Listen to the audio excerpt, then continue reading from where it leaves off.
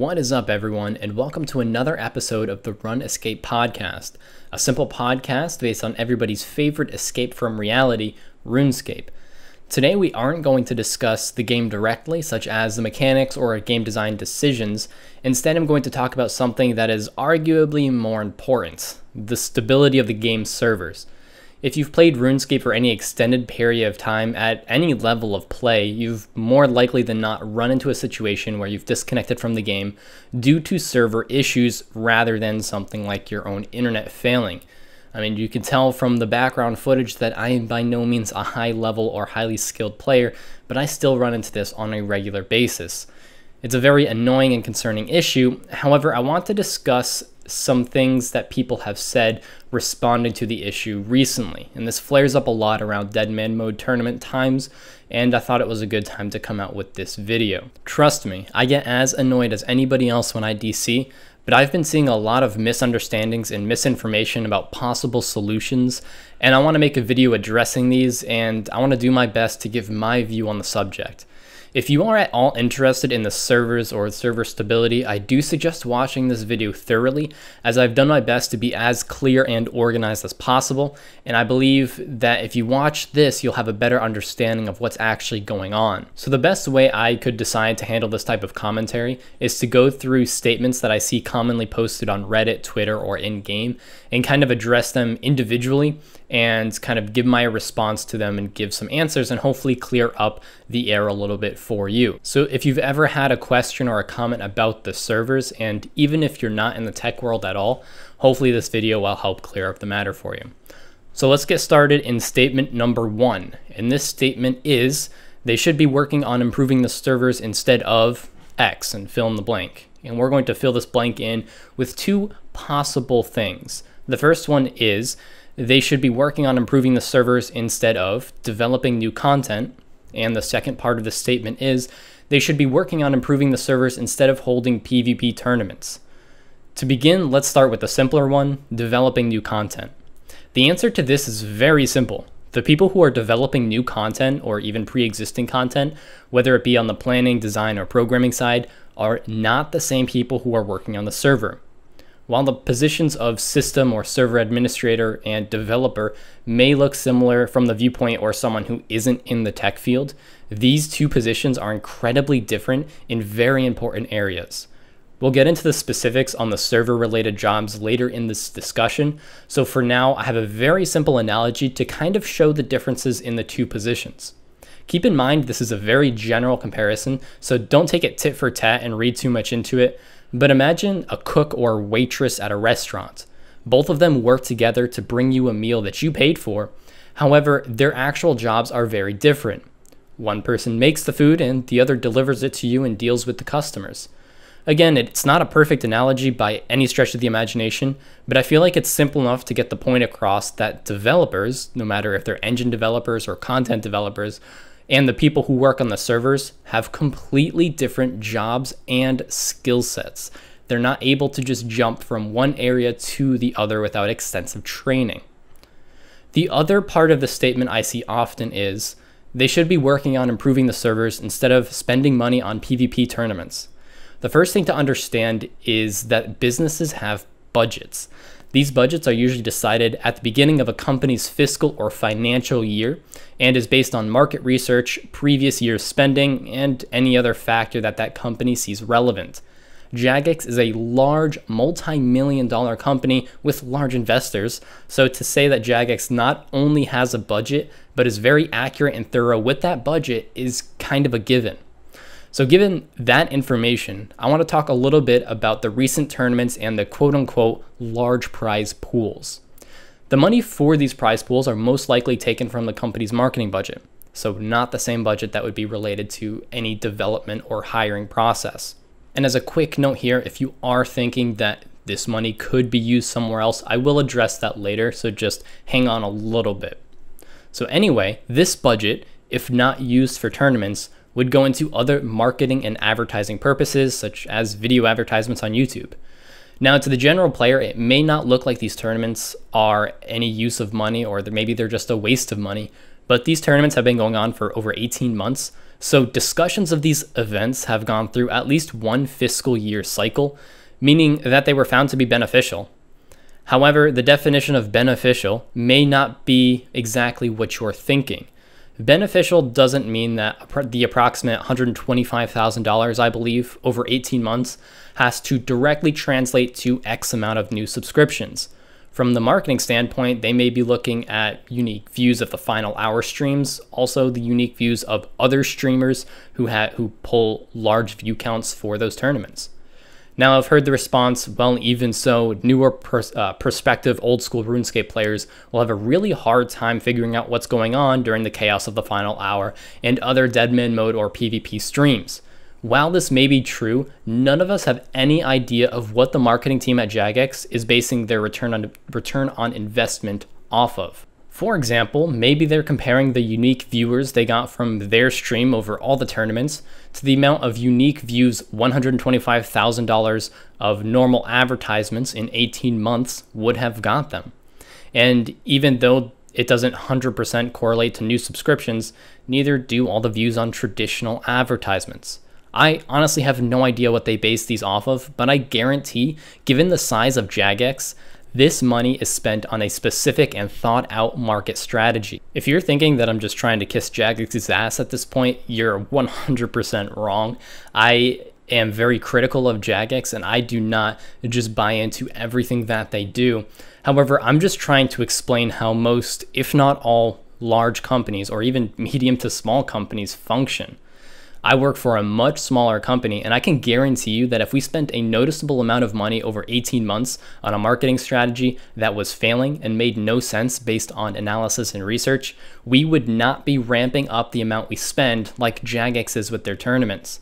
Jagex has been around for a long time, and while they may be terrible at certain things such as releasing new games, they've survived as a company for a reason, and I'm sure they utilize at least the basic of proper business techniques. So that kind of wraps it up for that section of they should be doing this instead of this. So I hope I was able to explain that clearly. If you have any questions on this part specifically, let me know in the comments below. But now we move on to the second statement I see mentioned very often. And this statement is Jagex should be investing more money into this issue. So I see this mentioned very commonly as an assumption or a statement, and it kind of implies that Jagex have been ignoring the issue and have not been investing money into this. First off, we really don't know what goes on behind closed doors at Jagex, and just because they've spent an average of $80,000 to $85,000 a year on tournaments does not mean they refuse to or need to spend more money on their server infrastructure. Just as a disclaimer, before we get too deep into it, I am fully 100% confident that if they had put this money towards research or improvements instead of the PvP tournaments, we would be exactly 0% closer to having a solution to the server stability problems. I can say this with confidence based on a few factors. The first factor is that Jagex earns a lot of money. Plenty of money to deal with any financial backing required to fix the issue. This is just one of the reasons that I believe this is not a money-related issue and that money could not fix the server stability. According to a snippet from a 2016 financial report, Jagex's turnover was over $74 million between subscriptions, microtransactions, etc. And I'll leave a source for that down in the description, a little screenshot of the financial report. Now, I'm not going to pretend like I know the internals of Jagex, but I know that if they needed money to fix the issue, this issue would be fixed. To back up the statement with another source of an article posted in April of 2017, as well as a news post by Jagex in November of 2013, this article and statement claimed that Jagex invested upwards to £6 million, which is over 8 million USD, in an attempt to deal with one DDoS attack at the time. Based on the state of RuneScape was at the time, I don't think it's any stretch of the imagination to say that Jagex is now financially larger than they were in 2013. And this really proves that they're willing to invest millions of pounds or dollars into ensuring server stability if it will help.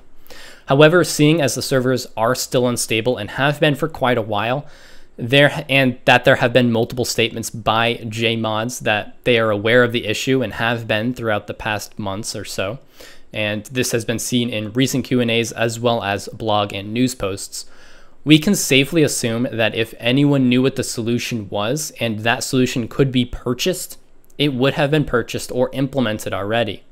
This isn't a problem money can just be thrown at. You can't just hire new people or buy new servers and expect instant improvement. This just isn't how servers work, and we'll get into that more with statement number 3, which will be our final point.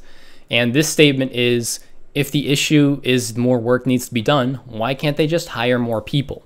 So in this section, we're going to not only talk about hiring and specifics on the job itself and the job requirements, but we will also be talking about why you can't just dump money into a server specifically and just buy bigger servers. Before we get too in depth on it, I want to give a little background on myself.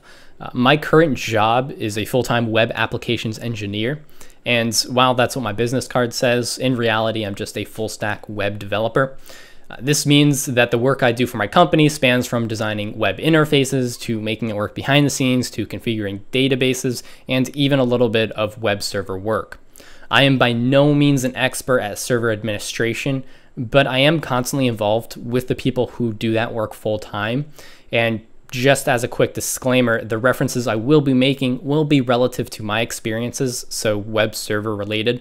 So the actual terms or specific architecture will not line up exactly to a Java-based online multiplayer game, but the high-level concepts should remain relatively similar. And by high level, I mean the general idea of the concepts will carry over from my examples to where Jagex is. So to start off, why doesn't Jagex just hire more people? Do they need more money? Should they slow other areas of development? Are they ignoring the option of bringing in more staff? The answer to these 3 questions is no. Hiring someone to do full-time work on your server is not as straightforward as hiring a developer to code part of your game. I want to pause it real quick and make a quick note here. Before we get into the specifics of server administration, I just want to state one of the largest reasons I believe hiring an extra person or putting more money into just getting more memory on the server would not solve the issue is because of this. If the error has to do with a specific game to server communication, it would be near impossible to track this down without mass reporting by those playing the game. This is kind of just my speculation, but I believe that the actual problem, as long as it's not DDoS related, could be just a corrupted package or a very specific behind the scenes event that triggers some fault or fatal error when there's a specific line of communication between the game and the server. And this would be an incredibly simple fix if you could find it, but finding it would be near impossible no matter how many people you have working on the issue. This is most likely why they've been trying to get people to submit certain reports with DC times and activities in order to be able to look at that specific log and narrow down that specific communication. So I did just want to make that quick note of something that I had on my mind while talking about this. So now we'll get into the actual server specifics. And before I get into more detail, I feel like this would be a good time to define what a server really is. I will try to keep this definition as non-technical as possible, so if you are more tech savvy, bear with me a little bit. I'll be making some generalizations here and there. A server in general is just a computer. It's a computer with the sole purpose of running a piece of software or a service and dealing with the connections coming in and going out of that service. So for a web app, the server hosts the website and all its files and configurations, and when you go to that website, the server handles your session. If you've ever heard the statement that the internet is just a bunch of connected computers, this is why. When you're connecting to a website, you're just communicating with the computer that is hosting or managing that software. So really simply, when you get disconnected from a website, or for example, if you're logged in on some service and it just randomly logs you out, the active session data that was stored in the server so that it could remember your specific information as you browse was lost for whatever reason. A lot of sites use a more permanent way to keep track of this, which is why some sites keep you logged in even after you close your browser. But for the sake of simplicity, let's just stick to these temporary or active sessions. This may not be a perfect or 100% accurate representation of what is actually happening, but I believe it gets the point across. So inside of this server or computer is a very specific setup. You have an operating system, which could either be a Windows Server operating system, which is similar to a Windows operating system, just more technical, and one of the many flavors of Linux distros, such as Ubuntu, SUSE, CentOS, Debian, just to name a few. There's a ton of already pre-built Linux distros that could be used as servers, or you could just build your own. That is also an option. These operating systems have different setups, security packages, architectures, and are at least a little different from each other, and each require extensive knowledge to be comfortable to operate in. So other than the basic operating system setup, there's more that goes into setting up a server depending on what you will be using that server for. So for example, if I'm using a specific web application setup and I want to run it off of an Ubuntu box or an Ubuntu computer server, I can configure my Ubuntu machine with a web server like Apache or Nginx. And once I decide on the specific server service, I will have to configure it to fit my needs, install whatever packages are necessary, and really build out my server based on these components. So these components, the operating system, the server service, and the base packages are all kind of like entry level, and then I have to build my server by configuring those different components. So I've said all of that to say this: servers are not straightforward. It's not just a universal job where you're a server person, you can work on all of them. Yeah, you'll be somewhat comfortable in all of them if you have extensive experience, but they're all different and they each have their intricacies.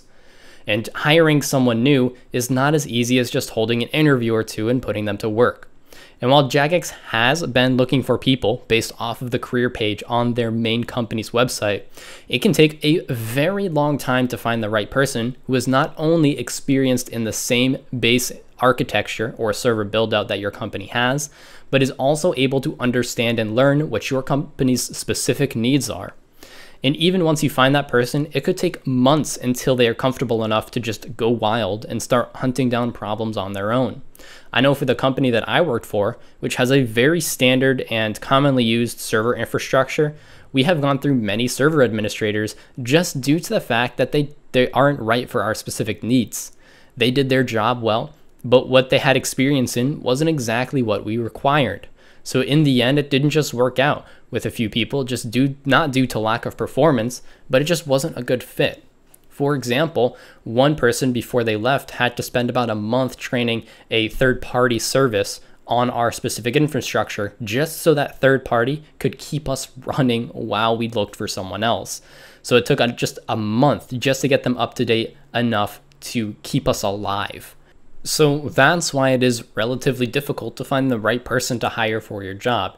It's not as easy as it sounds, and it's not as quick of a process as filling other positions are. So that kind of responds to the original statement, and I just want to make a quick little part here to kind of talk about why you can't just dump money into buying or purchasing larger servers. The main reason you can't do this is because someone still needs to set up that server. Based on all of the things we just mentioned that go into building a server and the server architecture, all of that will have to be done with the larger server. Now, maybe when you're posting this or thinking about this, you're referencing just getting more memory and building up or beefing up your original server, keeping all the architecture in place. And really, I don't personally think that's the issue right now. That would be the issue for such things as DDoS attacks. Now, DDoS attacks is when an individual or a group of individuals constantly ping your server over and over and over to use up all of its memory and just basically shuts the server down. And Jagex and other large gaming companies have run into this in the past, and Jagex has shown that they're willing to shell out money when they need to for that specific issue. For example, as far as I know, they have flown their own system administrators out, and I'm sure they've contracted third-party vendors to help them with the issue on specific instances when there's large or heavy DDoS attacks. And that just shows that they're willing to spend the money in order to resolve those issues in that specific situation. So that's why I believe that this issue is not a persistent DDoS attack or DDoS related. I'm pretty sure, and just in my personal opinion, I believe it's something between the game communicating with the server, and that's why they've been asking us to leave them notes about when we were disconnected and what we were doing in order to track that down. But it could be a myriad of things, and it could be an almost infinite amount of situations or configurations that could go into a specific situation or a specific communication line causing a disconnect. So it is really hard for us on the outside to really get an accurate representation of how you can fix it and really what the issue is. So we do have to kind of just trust the system administrators at Jagex to do their job. While editing this video, I decided I should note something really quick here. I'm not saying there isn't a bigger issue within Jagex, but my main goal of this video was to give a little bit of insight into the way that servers and companies work in order to answer a lot of the blanket statements I see far too often. My goal here is not to defend Jagex against the negativity, because I do believe that for the most part having this happen is a little unacceptable. However, there may be a lot more going on behind the scenes than meets the eye. And that's something I did want to hit on, that while again it is incredibly annoying and somewhat unprofessional, it's really hard for any of us to really know what's going on behind closed doors and if the issue is even something that is able to be fixed or is aware of. So I did just want to make that quick note.